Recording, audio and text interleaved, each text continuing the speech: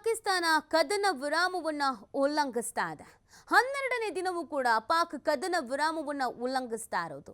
ಭಾರತೀಯ ಸೇನೆ ನೆಲಗಳ ಮೇಲೆ ಗುಂಡಿನ ದಾಳಿ ಮಾಡಲಾಗಿದೆ. ಪಾಕ್ ಸೇನೆಗೆ ತಕ್ಕ ಪ್ರತ್ಯುತ್ತರವನ್ನ ನೀಡ್ತಾ ಇದೆ ಭಾರತೀಯ ಸೇನೆ ಕೂಡ. ನಿರಂತರವಾಗಿ 12ನೇ ದಿನವೂ ಕೂಡ ಪಾಕ್ ಕದನ ವಿರಾಮವನ್ನ ಉಲ್ಲಂಘಿಸ್ತಾ ಇರೋದು.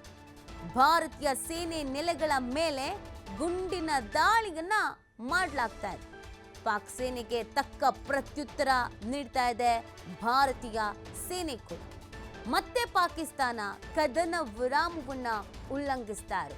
ಗಡಿಭಾಗದಲ್ಲಿ ಹೆಜ್ಜೆ ಹೆಜ್ಜೆಗೂ ಅಲರ್ಟ್ ಆಗಲಾಗಿದೆ. ಗಡಿಭಾಗದಲ್ಲಿ ಅಪ್ರಚೋದಿತ ದಾಳಿಯನ್ನ ಪಾಕಿಸ್ತಾನ ನಿರಂತರವಾಗಿ ಮಾಡ್ಕೊಂಡು ಬರ್ತಾ ಇದೆ. ಒಂದು ಕಡೆಯಲ್ಲಿ ಉಗ್ರರಿಗಾಗಿ ಕಾರ್ಯಾಚರಣೆಯನ್ನ ನಮ್ಮ ಮಿಲಿಟರಿ ಪಡೆ ಮಾಡ್ತಾ ಇದೆ. ಇನ್ನೊಂದು ಕಡೆಯಲ್ಲಿ ಗಡಿಭಾಗದಲ್ಲಿ ಬಹಳ ಎಚ್ಚರಿಕೆಯಿಂದ ಇರಬೇಕಾಗತ್ತೆ. ಯಾಕಂದರೆ ಅಪ್ರಚೋದಿತ ದಾಳಿಯನ್ನು ಮಾಡಲಾಗ್ತಾ ಇದೆ.